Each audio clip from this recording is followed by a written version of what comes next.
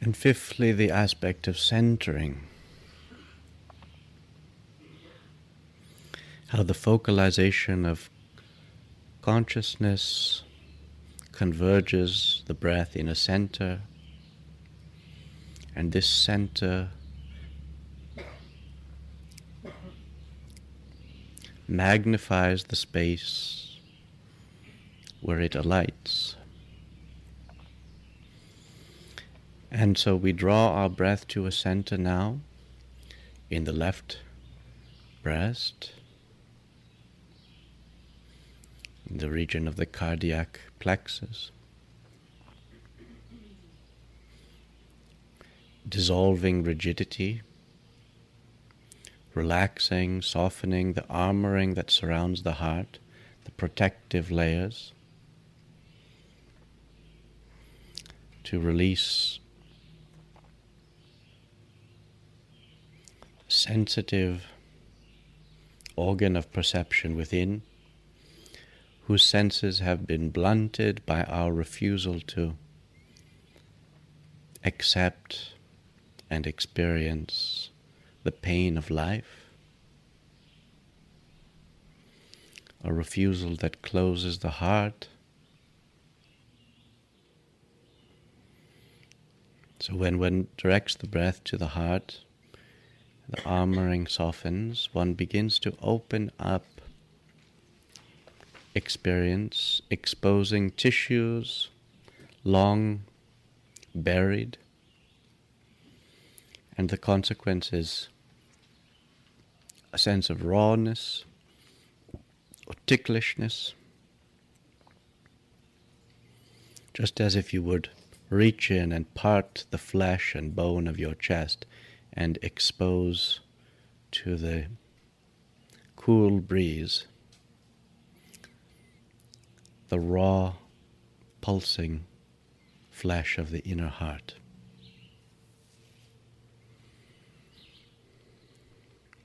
There is pain, but also there is relief of congestion.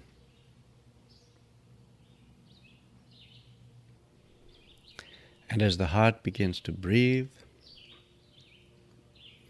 what has seemed dead becomes more and more alive. One might experience this awakening as the opening of the petals of a rosebud, petal by petal.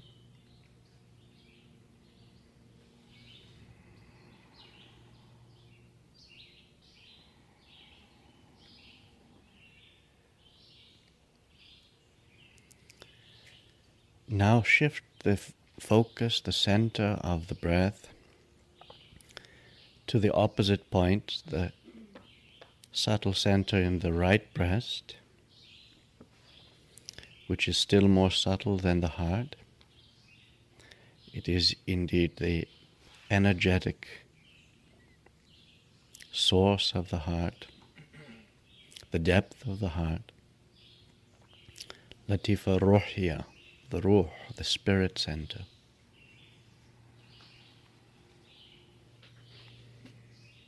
To access it, the breath must become as fine as spirit. The fingertips of the breath must become subtle and refined to gently pluck the chords of this gossamer structure, this nexus of refined, angelic sensitivity lodged within the right breast.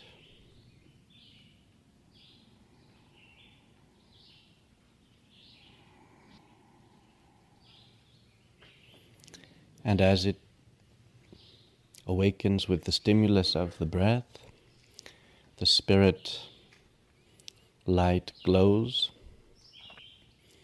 with a pristine white radiance.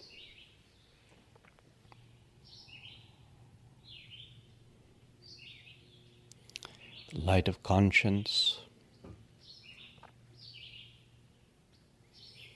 the light of piety, the light of glorification.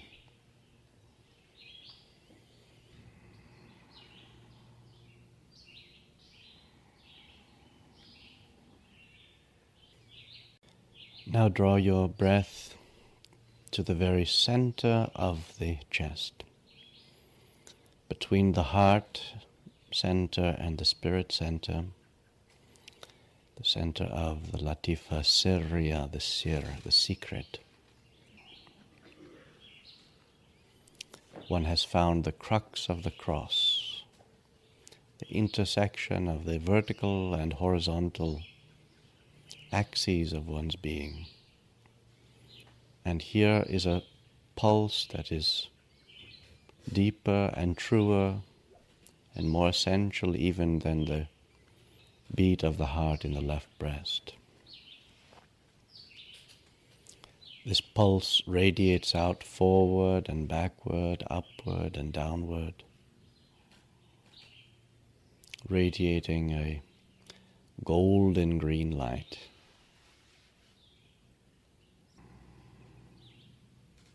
Bismillahirrahmanirrahim.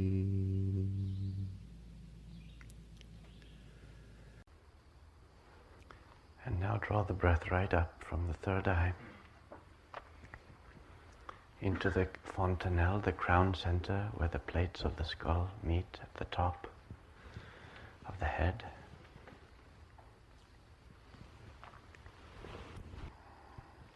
Launching right up, opening the aperture, which is like a window into the void, into the transcendent pole of one's being, beyond all conditioning, beyond all becoming.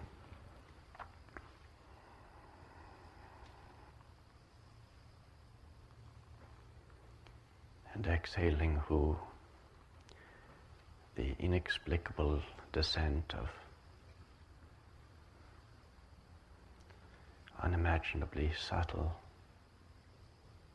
divine grace,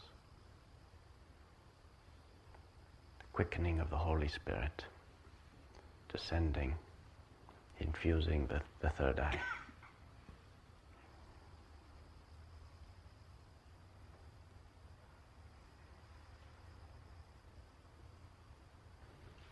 And now be conscious of the entire lattice work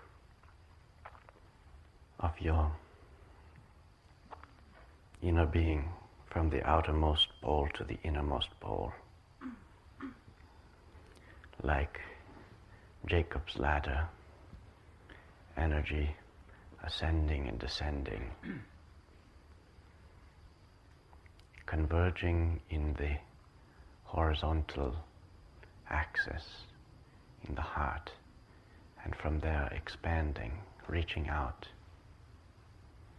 a third dimension.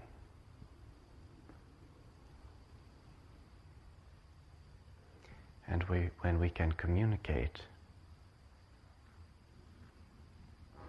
in the fullness of our being, we serve to awaken each one to his or her potential. And it is in this way that the message of God takes place in the locus of the heart. One can feel the tremendous joy and pain that comes when earth is reconciled with heaven in lived experience. So we're coming out of our ecstatic identification with the disembodied state of the angels, returning to our sense of embodiment,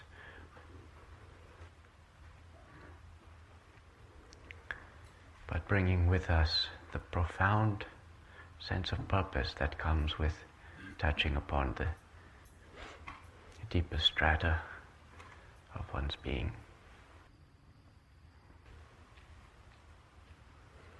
Remembering that each word is an articulation of life breath, which is the very spirit of the body. So it is a vertical axis, and one can experience that vertical axis in the practices of the yogis who seek transcendence from samskaras, from conditionings, liberation, nirvana, samadhi, and so to rescind one's individuation and reach right back into that eternal transcendent state. But Sufism adds a further dimension.